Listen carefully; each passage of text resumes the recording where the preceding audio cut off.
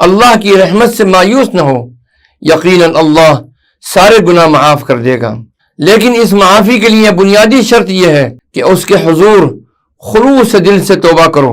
सूरतुल फुरकान में इस बारे में बहुत वाज़ेह हुक्म मौजूद है, सिवाय उसके जिसने तौबा की और ईमान लाया और उसने नेक अमल किए, तो ऐसे लोगों की बुराइयों को अल्लाह ताला नेकियों से बदल देता है। और अल्लाह गफूर है और रहीम है, और जिसने तौबा की और नेक आमाल किए तो यही शख्स तौबा करता है अल्लाह की जनाब में जैसा कि तौबा करने का हक है। चुनांचे साबिका गुनाहों की माफी तौबा से मुमकिन है, लेकिन तौबा वही कबूल होगी जिसके बाद इंसान के आमाल दुरुस्त हो जाएंगे, और अगर ऐसा न हुआ तो रस्मी और ज़बानी तौबा बेमाना है। इन्नहू हुवल गफूर रहीम, यकीनन वो बहुत बख्शने वाला और निहायत रहम करने वाला है।